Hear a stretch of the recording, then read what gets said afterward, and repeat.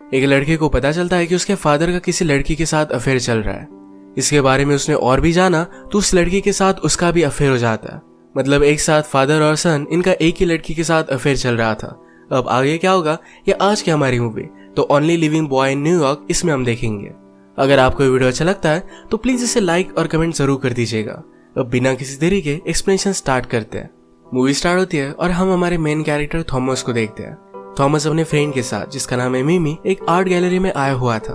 उसे एक्चुअल में एक राइटर बनना है और इसी के लिए आजकल वो स्ट्रगल कर रहा है। उसकी फैमिली रिच है, उसके फादर पब्लिशिंग में काम करते हैं, पर फिर भी उनसे वो हेल्प नहीं लेना चाहता।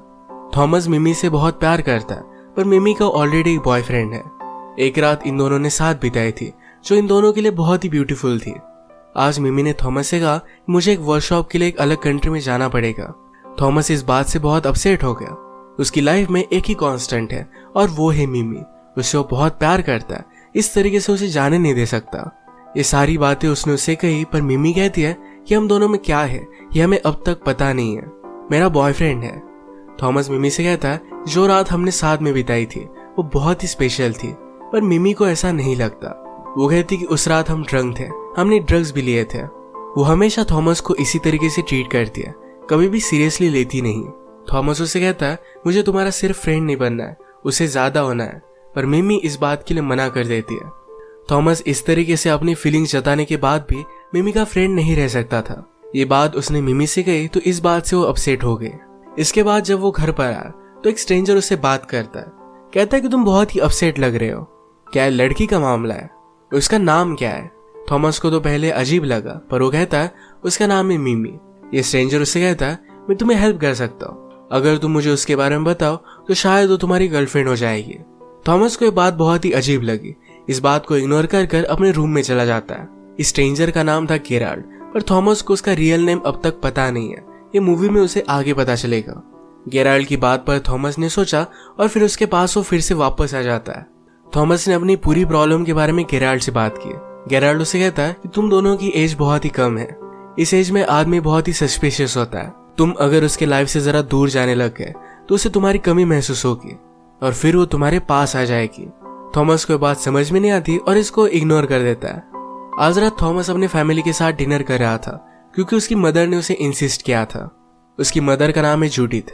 वो हमें जूडिथ के बारे में बताता है कि उसके लिए फैमिली बहुत ही इंपॉर्टेंट है। अगर फैमिली टूट गई तो बहुत ही ज्यादा बिखर जाएगी। जूडिथ को बहुत सारे मेंटल हेल्थ इश्यूज भी थे। थॉमस के फादर का नाम है ईथन। थॉमस इस तरीके से अकेला रहता है, उनसे कुछ भी सपोर्ट नहीं लेता। ये बात ईथन को अच्छी नहीं लगती। थॉमस भी अपने फादर ईथन को बहुत ज्यादा हेट करता है। एक रात जब थॉमस मिमी के साथ एक शो देखने के लिए गया हुआ था तब उसने अपने फादर ईथन को किसी और लड़की के साथ देखा। ये लड़की हमारी और एक मेन कैरेक्टर है, इसका नाम है जोएना। थॉमस इस बात से बहुत ज्यादा डिस्टर्ब हो गया। वो अपनी मदर के लिए वरी करता है, अगर मदर को पता चला तो बहुत ज्यादा हर्ट हो जाएगी। अगले दिन थॉमस ईथन के साथ लंच करता है। यहाँ पर उन्हें कन्फ्रंट करने वाला था पर कुछ भी बोल नहीं पाता। थॉमस ने राइटर बनने के लिए कॉलेज भी छोड़ दिया था, तो ईथन उसे कहता है कि एक करियर काउंसलर है, उससे तुम बात कर लो, तुम्हारे करियर के लिए बहुत ही अच्छा होगा। थॉमस फिगर आउट नहीं कर पाता कि ईथन ने ये सब किया क्यों होगा। रात में वो और गेराल्ड जब ड्रंक हो रहे थे तो गेराल्ड ने उससे पूछा तुम लाइफ से चाहते क्या हो। थॉमस को अब तक इस बात के बारे में कुछ भी पता नहीं है। वो राइटर तो बनना चाहता है, बचपन में उसने स्टोरीज भी लिखी थी।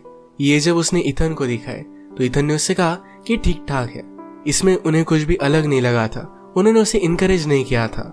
जब ईथन यंग थे तो वो भी राइटर बनना चाहते थे, पर उनमें उतना ज्यादा टैलेंट नहीं था। इसी वजह से पब्लिशिंग की कंपनी उन्होंने खोल ली।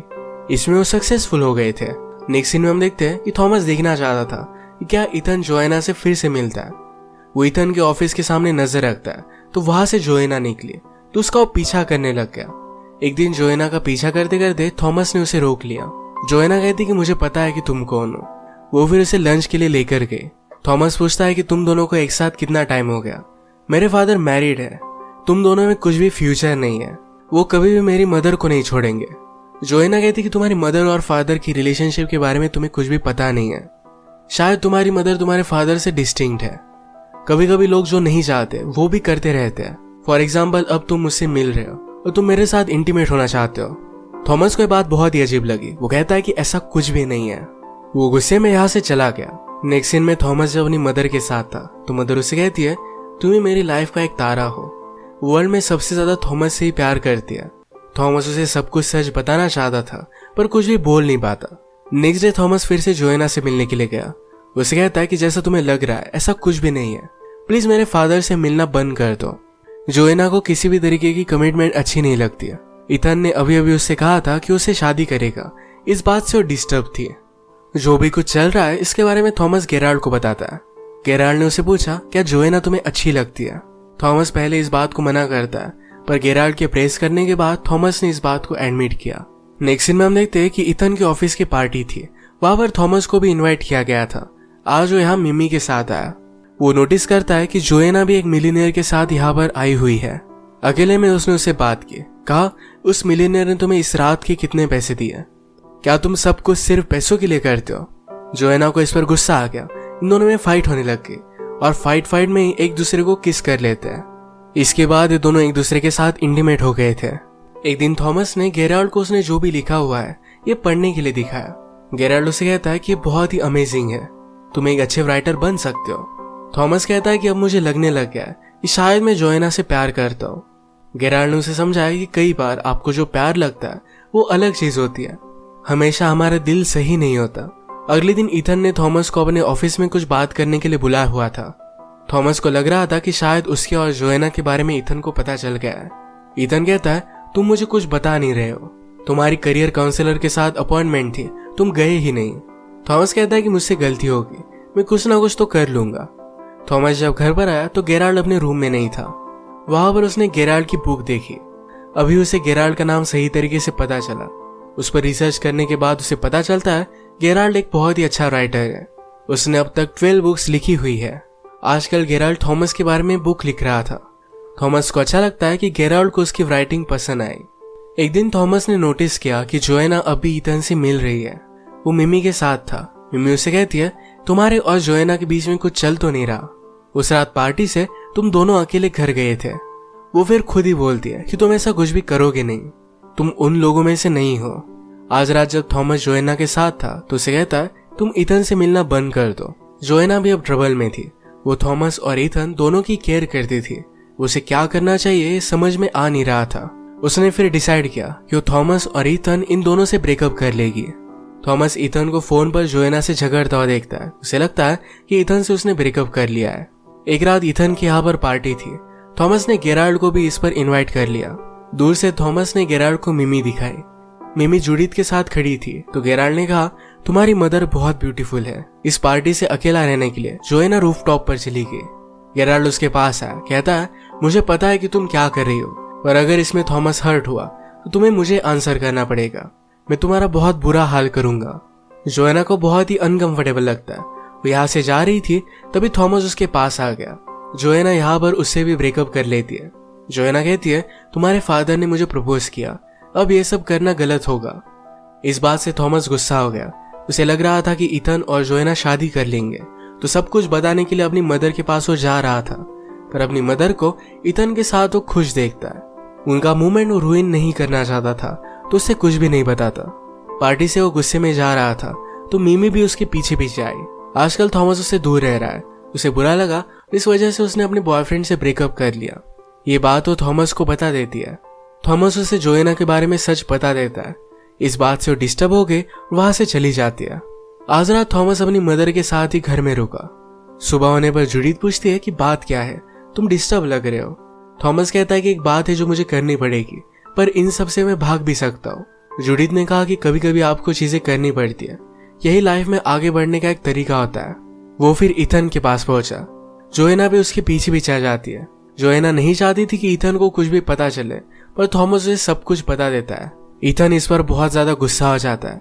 कहता है कि मैंने तुम्हारे साथ सब कुछ सही किया, तुम जो डिजर्व करते थे ये सब कुछ मैंने तुम्हें दिया।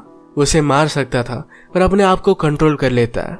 रोते रोते वहां से वो चला गया। जोएना थॉमस को उसके बचपन की एक तस्वीर दिखाती है।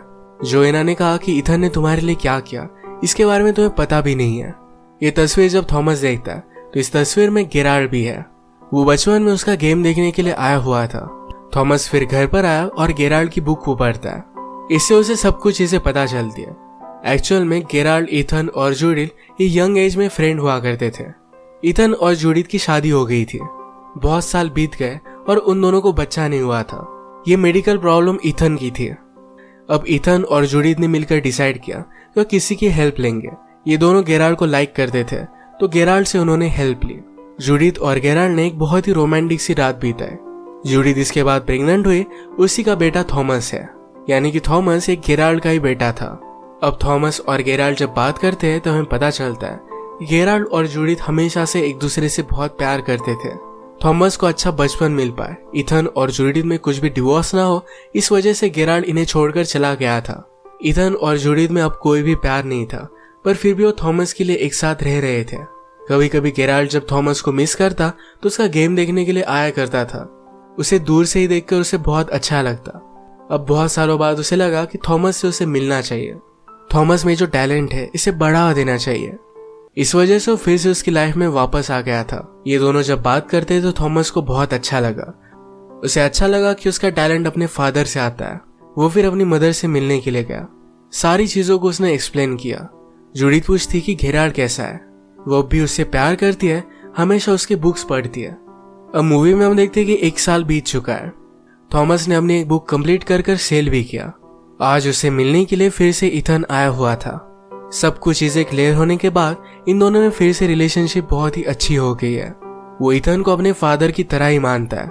जोएना सचमुच में ईथन से बहुत प्यार करती थी, तो अब ये दोनों एक साथ है। गेराल्ड ने भी अपनी बुक को पब्लिश कर दिया था। जूडिथ और गेराल्ड 20 साल बाद एक दूसरे से मिले और अब एक साथ थे। थॉमस इन दोनों को देखकर बहुत खुश था।